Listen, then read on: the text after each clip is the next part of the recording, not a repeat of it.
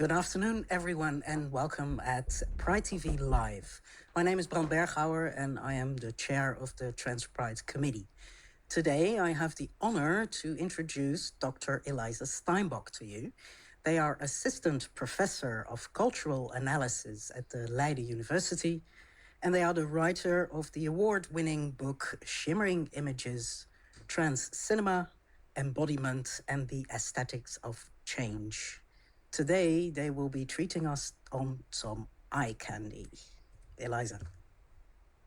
Thank you, Brand. Thank you for having me. Thanks to the audience members that are here. And also to those who are tuning in at home. Indeed, I have a treat for you today. I'll be talking about trans masculinity and particularly the way that it's pictured in the pinup. So broadly, the themes I'm speaking about are trans people, trans masculinity, embodiment, sex, and media. So I first want to just get into the question of the pinup. What is it, right? We think we all know it, but it's been around for a long time. And mainly it's a form of seducing the eye. So you see, we're going to be studying straight culture first. We look at the pose. You see someone being coy, humorous, and enticing. And you also see the visual grammar of pornography creeping in, where you have the nearly lifted shirt so that we can see some nipples, but not quite. And it pulls back then just enough so that it's not entirely obscene. Now, what would people do with these pictures? What do you do with them? You could tear them off. You could hide them. You could look at them for yourself. You could even masturbate to them. But they are also meant to be enjoyed by not just one person, but perhaps also shared in a community. So we can see that the pinup is not just an isolated product to consume, but is also something that you might want to put up at the break room if you were a mechanic, perhaps back in the day. But nevertheless, we can see that these are hyper feminine images. And my question today is maybe a bit strange, but I'm wondering if in these same poses, how do we see trans men kind of handling their display of masculinity? So how are they coming across as a form of eye candy, a visual treat that seems intellectually undemanding, but perhaps that's a manner to smuggle in or to sweet talk their way into a hostile phallic economy? Now, there's a glaring invisibility of trans men, of their bodies, and especially of appearing erotic. And so I've been interested in these pinups as a form of queer coding and of getting into what would otherwise be a very hostile economy. So what do we know about the pinup, and what do models as well as photographers have to think about when they're redoing and redressing these images? Now, the pinup is also called a cheesecake shot and a beefcake shot. So we know that there is possible that women as well as men are making the same sort of poses, but with some very important differences. So let's think about also the ways in which the cheesecake and beefcake are about putting oneself on display for consumption. Now, what is strange when you see that people are putting themselves on display is that they are offering themselves as a spectacle, right? They're showing, I'm an object, I want to be handled, I want to be touched, and very often I'm aspirational, I'm an idealized form of beauty. And a lot of my thinking has been derived from Richard Dyer's quite long ago, but very influential article, Don't Look Now, The Instabilities of the Male Pinup. And he had 2 points when he was looking at male pinups that I think are really important. The first, it becomes a problem when the man is put on the display. That's because when you, as you see on my slide, when you are being looked at, you are seen to be passive and even coded as feminine. So when the man is on display, it will have a problematic cause of perhaps being seen as feminized or made feminine. Plus, you have to think about, well, who's looking? Now, the Beefcake magazine is a good example because it was sold as consumption for other men to be looking at it.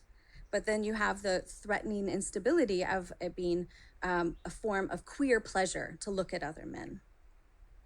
So I think it's quite interesting to build on Dyer's thoughts regarding these two instabilities and what you can do with it, to think about how trans men have perhaps exploited these instabilities, and also the ways in which queer coding and recoding takes place. So let's look at three of the strategies actually that gay men have borrowed, but also straight men have used in order to not appear to the public culture as overly queer or overly feminized. So we have Hollywood hunks. Here we have Montgomery Clift, who's striking an uplifting pose. So his gaze is directed out of the frame so that we think that he isn't really aware of putting himself on display. But you see, he's got a chiseled body, and yet we are invited to look at it because he's turned exactly to us. But he is saying, oh no, I have transcendent thoughts. I have something better to be thinking about than the dirtiness of sexuality. So he's disavowing the viewer's gaze. And he's not smiling, right? He's not doing the enticing, cute, coy pose. Now, this is somebody you might recognize, Arnold Schwarzenegger. One of the major patterns in male pinups is very muscular men. And of course, you have bodybuilding magazines or the physique magazines. Now, what do we see here? A torso extremely worked, right? This does not happen naturally. And you see him with his barbells or dumbbells, and he's showing us that he's achieved this. So this is a kind of success, and he's got control over his body, and it's like a phallic sheath. And nevertheless, this time he is looking at us. He's saying, look at what I've done, but it's as a kind of labored achievement. So this isn't the most penetrating stare, but when we look at models that are especially lying down, supine, they tend to have a very penetrating stare that Dyer suggests is to ward off the idea that they would be passive or easily taken or captured. Instead, they seem to be the active one, ready to pounce or catch you or grab you or get into action. So he reads this as a kind of animalistic posture where the muscles are tautened and they're ready to paw and pounce. So of these images, they're all supposed to be straight, but they've all been widely enjoyed as queer coded imagery, especially available to gay men. And I think that this is really showing and demonstrating that whenever you put your body on display, you don't really have control over how it's going to be read, regardless of all the strategies that you deploy. So one note on the muscles, because I think that's something throughout these examples that's very apparent, is that a hard body stands in for the power and the prowess, and of course the hyper-masculinity of the subject. This body, captured by photographer Robert Mapplethorpe, does not show us muscles, right? Take a minute, take it all in. It's doing a pinup pose of a sort, where you have an action shot. It looks like somebody, the model Milton Moore, is about to start walking. But it's also showing us not just his hands, but his uncircumcised cock. Now, this has been read as a racist image because of the stereotype that the penis stands in for the black subject, the black male subject. And so we don't need to see his face or other features. And this is a hyper form of fetishization where one thing stands in for the larger whole. So it's also been read as a very knowing wink at the stereotype, and therefore a kind of ultimate joke. And it, it requires the model to have been involved. So I would, in a way, lean towards that, because this was the lover of Mapplethorpe. And I can imagine he was very influential in the way in which he was willing to pose.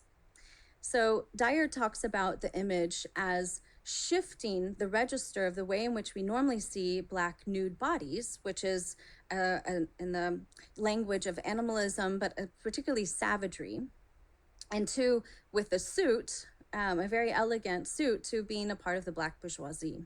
So this is an image that I think is really interesting in terms of being transitional and challenging our expectations about what we would assume masculinity would look like, and replacing especially the muscles with the suit as the sign of masculinity. It's not really in the cock. That's, I think, the ruse of the image. So I was going to share with you two images, two slides of Buck Angel, who I'll give you a minute while I'm talking to Google because I can't show it to you at 1 p.m. on public television. What can I show you? Oh, I can show you this one. This one's good. So Buck Angel was known as, he trademarked this, the man with the pussy, or with a pussy. And he began his career in the late 1990s, and he also was one of the first to really successfully launch a members-only website, and you could buy content from him online, and it was called transsexualman.com. It's no longer existing. But besides being a porn performer, he was also a director, and he built an entire career around being Buck Angel, the man with a pussy. Now, Buck Angel is muscular. He has tattoos, which for the early 2000s was the sexy gay thing to do. So you can see also the ornate tribal, that was the thing. So he has a lot of symbolism in his self-presentation that he is available and ready for the gay public. And indeed, that was his audience, the people who tended to buy his videos, although he tried to market it also to straight women. So this is quite an interesting example of, even without looking at him in pornographic registers, these pinups are meant to entice us, to seduce us into finding him attractive enough that we would want to go and see what can this body do and what kind of porn performances is it capable of. He doesn't really say what his age is, but we can, I think, read him as slightly older. And I think this is quite interesting because he's no longer working. Instead, we have, maybe they didn't take the slides out. Let's see how far I get. Instead, we have him increasingly in the hard body daddy mode, also with the handlebar mustache. Oh, they did leave this one. Okay, so peekaboo, I see you. So he has, I'll go back to this. The supine tautened pose. So this is absolutely the pinup register. He puts himself on display. He welcomes our gaze. But when we talk about transmasculinity, we have to remember that there's going to be a moment where people are like, but what is the difference? And that's a little bit different when you think about the sweater and we're about to see the nipples, where we have a sense of what is there, but we might not be aware of, depending on our familiarity with transmasculinity and trans male bodies, what's happening. So this is one of the tricks of Buck Angel using the pinup, is that he's inviting us to take part into this economy of surprise, and one that I think really overturns the phallic economy, because you get a surprise, it's a good surprise, but it might not be something that you anticipated, but it might be actually a pedagogical moment, something that you'd be excited to learn about. So these are two of different ways that Buck Angel has shown his body with what he calls his clit dick. And he does this in both, like, I would say, cheap ways where it's just meant to be amateur. And he also does this in studio photography. Now, he was trying to mentor a lot of other trans men in the porn industry. None of them became as famous as he did. And so in a way, that's a bit of a dead end. And I want to talk about how trans masculine imagery has entered into public visual culture And it's mainly through gay male magazines and through fitness. So the hard body is really becoming also the sign of masculinity for trans men. Now we have to remember that this is an economy that's already perpetuated by certain beauty standards and ideals that not all people can achieve, nor do they want, right? So it's already a very hierarchized and standardized economy. So who is doing it well? Aidan Dowling. He was a fitness enthusiast. He ran Beefhead's Fitness on YouTubes for other trans men, and it was also a real kind of motivational platform where they was really supporting and inspiring each other.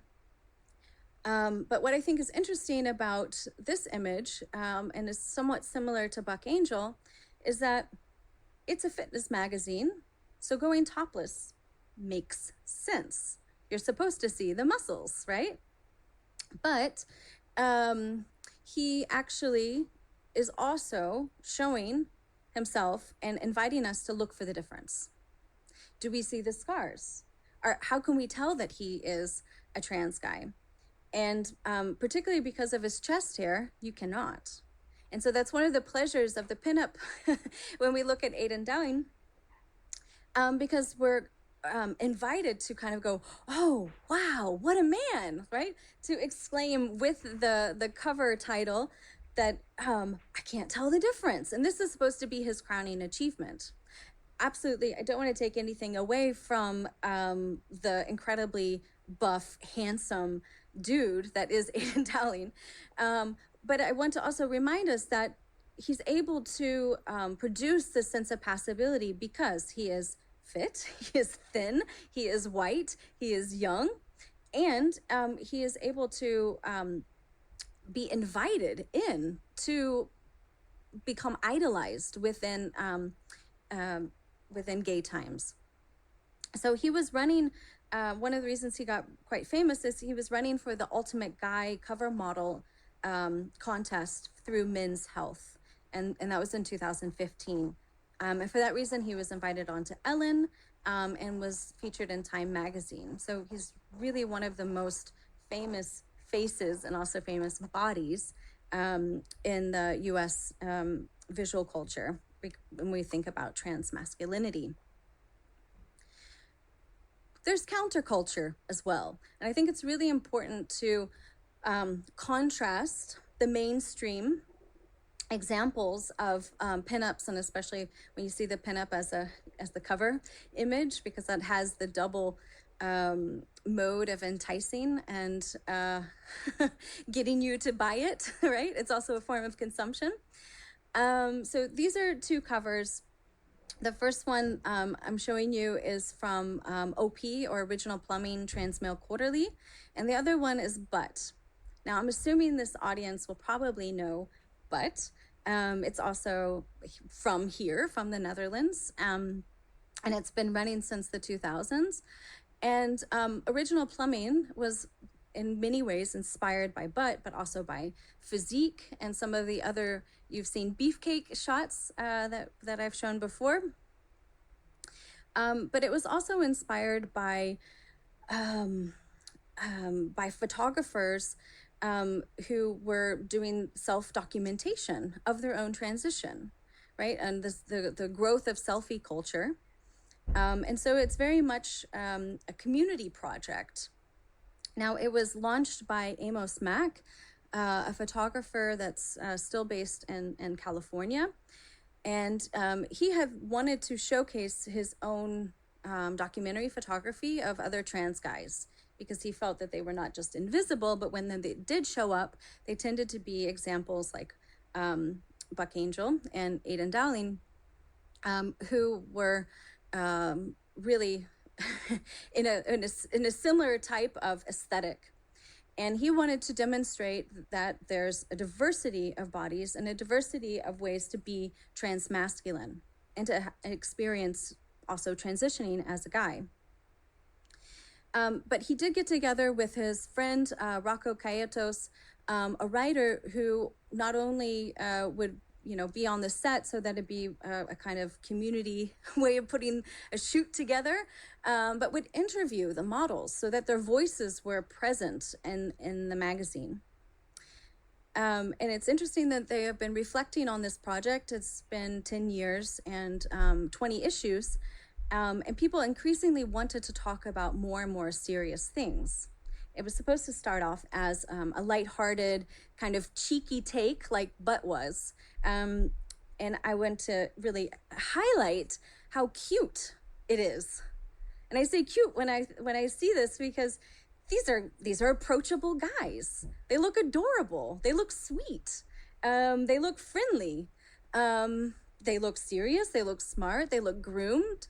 But they're very different than the kind of hard-bodied, right, penetrating stare. Right? They're not trying to ape or mimic masculinity. They are re-embodying it. Right? They're taking on some of the cues, but they're being their own kind of dude. And I think this is really important for the development of transmasculine culture, to see that there's variety and you don't have to show up as this fit, trim, younger, although I have to say most of the people participating, also because of the age of Amos and Rocco, are in their 20s and 30s. But not all. I definitely would encourage you to check out their back catalog, and they also have a best of collection that just came out with the Feminist Press. So this is two self-portraits of Amos and Rocco. I just wanted to also give a shout out to them as the makers of the magazine. So I'm going to move on now to my last example, which is another artistic project. Whereas Original Plumbing is focused on being something that you would purchase online. You get a print copy and it'd be your own. You could talk about it with friends. You could share it. Castles works mostly in a gallery setting. And he's a non-binary transmasculine identified person, originally from Canada, now living in Los Angeles, and deeply interested in the history of bodybuilding, also as an art form, but also in thinking about the expertise that goes into it, and not allowing bodybuilding to be this kind of like mute, dumb meathead culture. And this project was investigating how muscularity becomes masculinity. And it draws on Eleanor Anton's 1972 endurance performance called Carving, a traditional sculpture where she fasted and did a very heavy diet in order to lose weight over a series of weeks.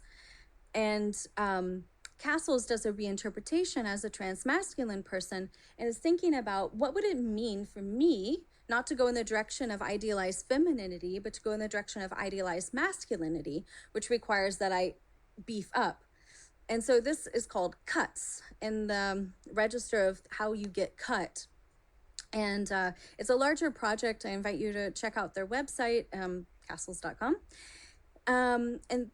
But to also think about looking at these images as investigating the stigma of having a particular type of body that is seen as weak, feminine, passive, and what happens to our understanding of that body as it gets more and more cut or ripped, and how we think about masculinity being literally etched into the body.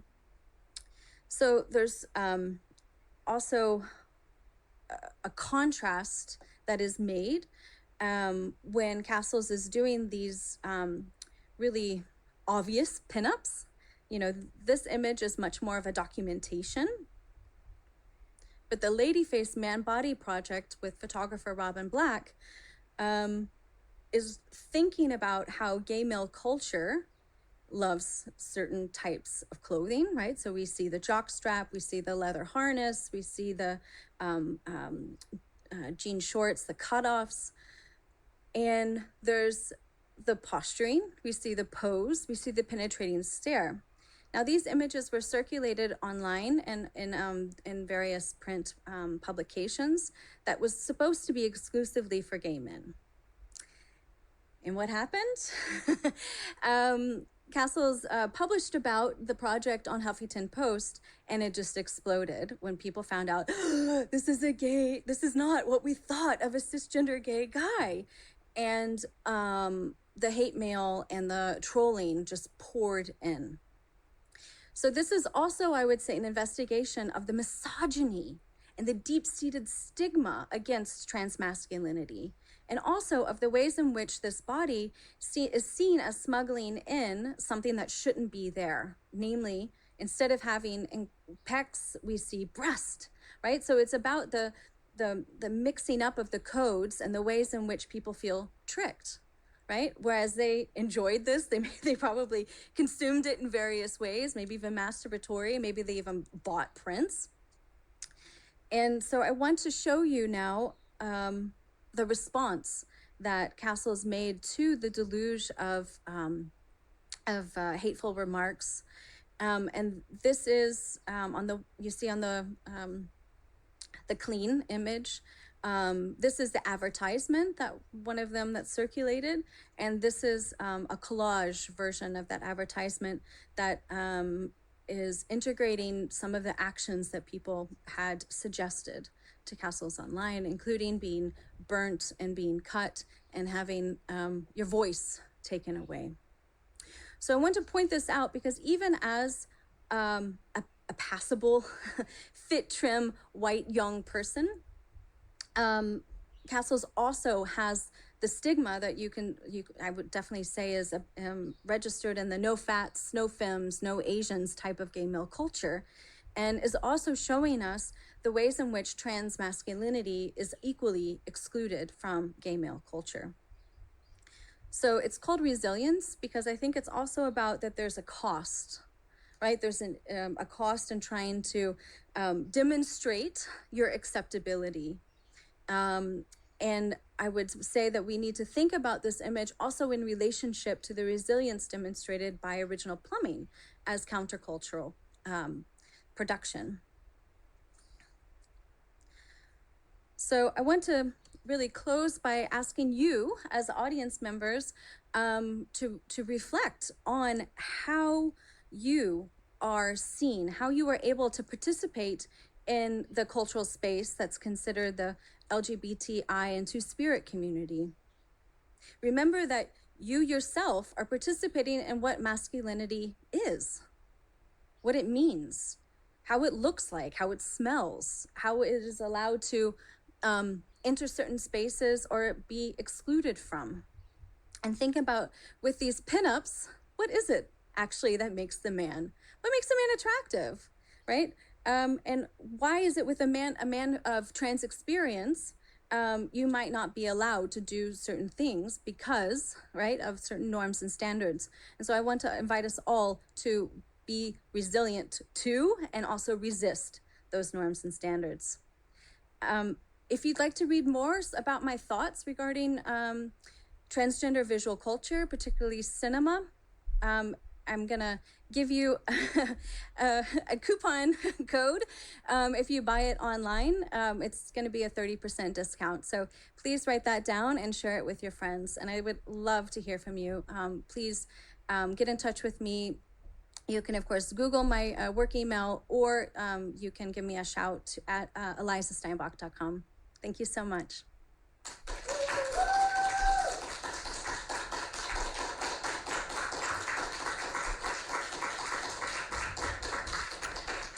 Are there any questions for Eliza, maybe, from the audience? I see one question. Yes, please. Thank you, Eliza, for this really wonderful talk. Why is it that trans men are so less visible in popular culture than trans women? Because I was just thinking about, of course, Orange is the New Black and Pose, where it's almost entirely trans women. Yeah, I've been thinking about this question about invisibility, but I for a long time, and I think it has to do with the problem of being spectacularized, or being seen as a kind of viable, sexy subject. And that's partly because of the way in which femininity in our imbalanced patriarchal culture, femininity is hyper coded for consumption, for being an erotic spectacle. And if you aren't doing that, then we have the beefcake example, which has these particular traits of being buff and tanned, and I hope also understood like the way in which whiteness is imbricated in that. And so if you aren't able to participate in these economies, where do you fall, right? And that's out. So this has been my thinking, but there's of course films like By Hook or by Crook, made by Silas Howard together with Harry Dodge, it's an amazing buddy film, and it's all about being two trans guys without necessarily talking about being trans guys. So it passes the kind of updated Bechdel test. So that's, I would say, a more kind of economic analysis of the erotic economy. But I think there's also the literal economy of trans men not being recognized as trans. And it's very often harder for them to kind of come out. So many trans men that I know are living stealth without necessarily meaning to. And also not wanting to be put on display as such, right? You want to kind of get on with your life. Whereas it's, I think, harder for trans women to pass that kind of visual test sometimes, which is outrageous and a shame, right? It shouldn't always be the thing that you're known for. But I think that plays into it. Yeah, thanks, Linda Doubts. Yeah. Thank you. I think that's it for today then. Thank you very much, Eliza. For the viewers today, Trans Pride will be back on Wednesday in the afternoon with a panel on trans and faith. And on Thursday, we will have 2 programs, actually. So it will be a long 1.5 hours for everyone speaking about the trans-led health clinic here in Amsterdam, and also about some grassroots organizations and how they help trans people out during Corona. And that's it for today. Thank you very much, and hope to see you on Wednesday.